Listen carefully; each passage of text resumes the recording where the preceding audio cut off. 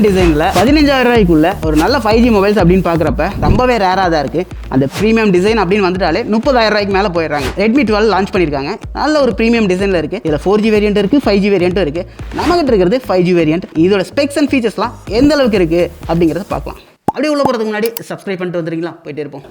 First நம்ம இதோட டிசைன்லேருந்தே போயிடலாமா? இது பார்க்குறதுக்கு செம்ம ப்ரீமியமாக இருக்குது.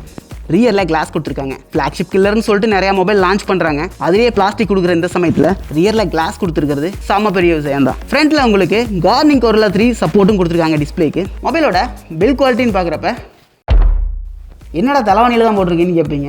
இந்த மொபைல் நான் கண்டிப்பாக திரும்பி வைக்கணுமா இல்லையா? எவ்வளோ தான் நல்ல பில் குவாலிட்டியான மொபைலாக இருந்தாலும் என்ன தான் ப்ரொடெக்ஷன் அவங்க கொடுத்துருந்தாலும் நீங்கள் யூஸ் பண்ணுற விதத்தை பொறுத்து தான் மொபைலுங்கிறது இருக்கும். உதாரணம் வச்சுக்கிறது தான் பெட்டர். சைட் பேனல்ஸ்னு பார்க்குறப்ப பிளாஸ்டிக்கில் கொடுத்துருக்காங்க. இந்த 15000 ரூபாய்க்குள்ள இந்த மாதிரியான ஒரு ப்ரீமியம் டிசைனில் இதுதான் எனக்கு தெரிஞ்சு இப்போதைக்கு இருக்க மாதிரி இருக்கு. மொபைல் டாப்ல ஐஆர் பிளாஸ்டர் கொடுத்துருக்காங்க. 3.5mm ஜாக் இருக்கு. ரைட் சைடில் வால்யூம் பட்டன் கொடுத்துருக்காங்க. அதுக்கு கீழே side mounted fingerprint sensor with physical power பட்டனோட கொடுத்துருக்காங்க. நீங்க ஆக்சுவலி சைட் மவுண்டட் கொடுக்குற மொபைல்ஸ் எல்லாமே பார்த்தீங்கன்னா சைட் ஃப்ரேமோட மெர்ஜான மாதிரி கொடுப்பாங்க. இதுல இருக்கிற பட்டன் பார்த்தீங்கன்னா லைட்டா தூக்கலா இருக்கு. இந்த ஃபிங்கர் பிரிண்ட் சென்சரை யூஸ் பண்றதுக்கு கொஞ்சம் அன்கம்ஃபர்டபுளா தான் ஃபீல் ஆகுது. லெஃப்ட் சைடில் சிம் ஸ்லாட் இருக்கு. இது ஹைபிரிட் சிம் ஸ்லாட். இதுல நீங்க எய்தர் 2 நானோ சிம் யூஸ் பண்ணிக்கலாம், இல்ல ஒரு சிம் ஒரு மெமரி கார்டு யூஸ் பண்ணிக்கலாம். மெமரி வந்து நீங்க 1TB வரைக்கும் எக்ஸ்பேண்ட் பண்ணிக்கலாம். பாட்டம்ல நாய்ஸ் கேன்சலேஷன் மைக் இருக்கு. டைப் சி சார்ஜிங் போர்ட் கொடுத்துருக்காங்க.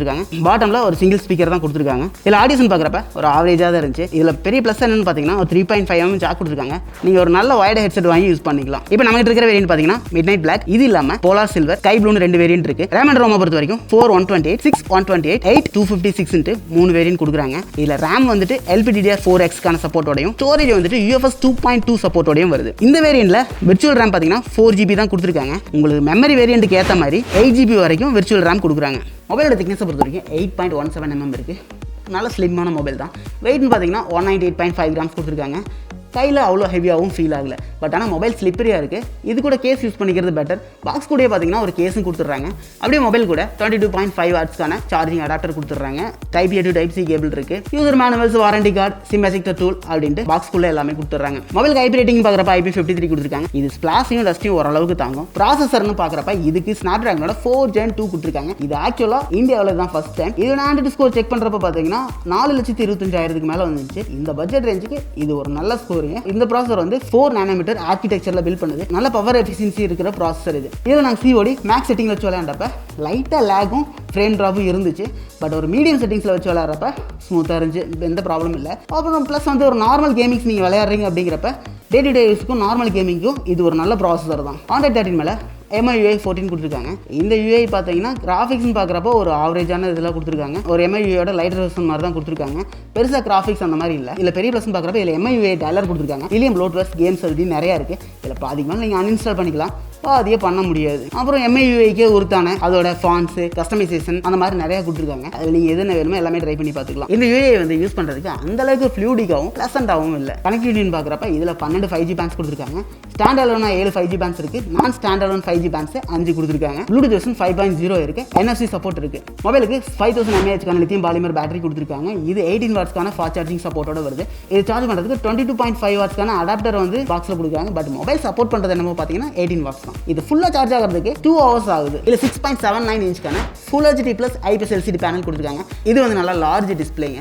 சிங்கிள் ஹேண்ட் யூசேஜுக்குன்னு வர்றப்ப அந்த அளவுக்கு கம்ஃபர்டபுளாக இல்லை. இதோட சின்ஸ்ன்னு பார்த்தீங்கன்னா சைட்ஸ் அண்ட் அப்பரில் வந்து பார்க்குறப்ப ஓரளவுக்கு ஸ்லிம்மாகவே கொடுத்துருக்காங்க. பாட்டம் சின்ன வந்து நல்லாவே பெருசாக கொடுத்துருக்காங்க. இதை பார்த்த உடனே ரெட்மி மொபைல் தான் அப்படின்னு கண்டுபிடிக்கிற அளவுக்கு இருக்குது. இதில் 90 Hzக்கான அடாப்டிவ் ரெஃப்ரெஷ் ரேட் கொடுத்துருக்காங்க. இதில் நீங்கள் 60 Hz வேணாலும் ஃபிக்ஸ்டாக வச்சுக்கலாம், இல்லை 90 Hz வேணாலும் வச்சுக்கலாம், இல்லை அடாப்டிவாகவும் வச்சுக்கலாம். நீங்கள் அடாப்டிவாக வச்சுக்கிறது பெஸ்ட். உங்கள் யூசேஜுக்கு ஏற்ற மாதிரி எந்த அளவுக்கு ரெஃப்ரெஷ் ரேட் வேணுமோ அதை எடுத்துக்கும். ஸோ உங்களுக்கு பேட்டரி கன்சப்ஷன் பார்க்குறப்ப கம்மியாக இருக்கும். டச் சாம்பிளிங் ரேட்னு பார்க்குறப்ப 240 Hz கொடுத்துருக்காங்க, which is actually good for gaming. இதில் HDR சப்போர்ட் கிடையாது. இதில் வைட் லைன் L1 சப்போர்ட் கொடுத்துருக்காங்க. இது மூலமா நீங்க நெட்ஃபிளிக்ஸ் அண்ட் யூடியூப்ல HD வீடியோஸ் பார்த்துக்கலாம். இந்த மொபைல் HD வீடியோஸ் பார்க்குறப்ப டிஸ்பிளே வந்து ஓரளவுக்கு நல்லா கிறிஸ்பாவே இருந்துச்சு. கலர்ஸ் ஓரளவுக்கு நல்லா ப்ரொடியூஸ் பண்ணுச்சு. இந்த செக்மெண்ட்ல இவங்க நல்லாவே பண்ணியிருக்காங்க. இதுக்கு மேலே கலர்ஸ் நல்லா விவிடாகவும் ஹை கான்ட்ராஸ்டாகவும் வீடியோ வந்து இந்த பட்ஜெட்டில் எதிர்பார்க்க முடியாது. இதில் 550 nitsக்கான பீக் பிரைட்னஸ் கொடுத்துருக்காங்க. இண்டோருக்கு நல்லாவே இருக்கு, அவுட்டோருக்கு மேனேஜபிளாக இருக்கு, ரொம்ப மோசம் கிடையாது. கேமரா பொறுத்த வரைக்கும் ரியரில் ட்ரிபிள் கேமரா சிஸ்டம் மாதிரி கொடுத்துருக்காங்க. ஆனால் இது டபுள் கேமரா சிஸ்டம் தான். தேர்ட் ஒன் பார்த்தீங்கன்னா ஃப்ளாஷ் லைட், அதுக்கும் ஒரு பம்ப் மாதிரி கொடுத்து கேமரா மாதிரியே கொடுத்துருக்காங்க. பார்க்க ப்ரீமியம் லுக் இருக்குது. இந்த கேமரா பம்ப்ஸுமே பார்க்குறப்ப எல்லாமே ரவுண்ட் ஷேப்பில் கொடுத்துருக்காங்க. ரியலில் பார்க்குறதுக்கு க்ளீனான செட்டப் மாதிரி இருக்குது, நல்ல ப்ரீமியம் லுக்கில் இருக்குது. மொபைல் வந்து பார்த்தீங்கன்னா டிஃபால்ட்டாக நீங்கள் 12.5 MP பிக்ஸ் எடுத்துக்கலாம். அடுத்த பிக் ஓரளவுக்கு ஓகே வருது. ஜூம் பண்ணுறப்ப டீடைல்ஸ் எல்லாமே லாஸ் ஆச்சு நல்லாவே. இது 50 MP ஹை ரெசல்யூஷனில் வச்சு பிக் எடுக்கிறப்ப அந்த பிக் வந்து 12.5 MP எடுத்த பிக்கை விட ஓரளவுக்கு நல்லா ஷார்ப்பாக இருந்துச்சு. கலர்ஸ்ன்னு பார்க்குறப்ப ஓரளவுக்கு நேச்சுரலாகவே ப்ரொடியூஸ் பண்ணிருந்துச்சு. போர்ட்ரைட் ஷாட்ஸ்னு வர்றப்ப இது சர்ப்ரைசிங்காக ரொம்பவே நல்லா பண்ணிருந்துச்சு. ஓகே எஃபெக்ட் ஆர்டிஃபிஷியலாக பண்ணாலுமே ஓரளவுக்கு நல்லா இருந்துச்சு. ஹெச்டி டெக்ஷன் வர்றப்ப அங்கங்கே கொஞ்சம் அடி வாங்கிருந்துச்சு. பட் சர்ப்ரைசிங்காக இந்த பட்ஜெட்டில் போர்ட்ரைடுங்கிறது சூப்பராக இருந்துச்சு. பர்சனலாக எனக்கு ரொம்பவே பிடிச்சிருந்துச்சு. இதில் நைட் ஃபோட்டோ எடுக்கிறதுக்கு தனியாக ஆப்ஷன்ஸும் இருக்குது. நைட் ஃபோட்டோ பார்த்தீங்கன்னா நல்லா இருந்துச்சுங்க. ஜூம் பண்ணுறப்ப டீட்டெயில் லாஸ் ஆச்சு. ஃப்ரண்ட்டில் பார்த்தீங்கன்னா 8 MPக்கான பஞ்சுவல் கேமரா செல்ஃபி கேமராவாக கொடுத்துருக்காங்க. ஃப்ரண்ட் கேமராவில் எடுத்த பிக்கு வேறு லெவலில் இருந்துச்சுங்க, குறை சொல்லவே முடியாது. ட்ரூ கலர்ஸ் அப்படியே மெயின்டைன் பண்ணி இருந்துச்சு. ஸ்கின் டோனுமே நல்லா நேச்சுரலாக இருந்துச்சு. இதில் எடுத்த போர்ட்ரைட் ஷாட்ஸுமே பார்த்தீங்கன்னா பொக்கே எஃபெக்ட் டீசெண்டாக இருந்துச்சு. இதில் ஃப்ரண்ட் அண்ட் பேக் ரெண்டுலேயுமே 1080 30 FPS வரைக்கும் நீங்கள் வீடியோ எடுத்துக்கலாம். வீடியோஸ் ஓரளவுக்கு டீசெண்டாக இருந்துச்சு. ஸோ ஓவராலாக இந்த பட்ஜெட்டில் பெஸ்ட்டாக அப்படின்னு பார்த்தீங்கன்னா ப்ராசஸர் வைஸ் செம்மையாக கொண்டு வந்திருக்காங்க. நல்லா பர்ஃபார்மன்ஸ் நீட்டாக இருந்துச்சு. டிஸ்பிளேயும் பெருசாக குறை சொல்ல முடியாது, நல்லா கிறிஸ்பாகவே நல்லாவே இருந்துச்சு. யூஐன் வர்றப்ப தான் ஒரு லைட்டாக ஒரு பிட் லெட் டவுன் மாதிரி இருக்குது. கேமராவுமே ஓரளவுக்கு டீசெண்டாக கொண்டு வந்திருக்காங்க. கேமரா யூஸ் பண்ணுறப்ப லைட்டாக ஹீட்டிங் இஷ்யூ வந்துச்சு. கேமிங் அப்போ எனக்கு பெருசாக ஹீட்டிங் இஷ்யூஸ் தெரியல. ஓவராலாக இந்த பட்ஜெட்டில் இந்த ஃபோன் ஒர்த்தா அப்படின்னு கேட்டிங்கன்னா உண்மையானே ஒருத்தங்க தாராளமாக வாங்கலாம். இந்த மாதிரி மொபைல் ரிவ்யூஸஸ் அண்ட் கேஜெட் ரிவ்யூஸஸ்லாம் நீங்கள் பார்க்கணும்னு நினச்சிங்கன்னா எங்கள் சேனலை சப்ஸ்கிரைப் பண்ணிட்டு பெல் ஐக்கானை கிளிக் பண்ணி ஆல்னு கொடுத்துட்டு வெயிட் பண்ணுங்கள். நெக்ஸ்ட் வீடியோவில் உங்களை மீட் பண்ணுறேன்.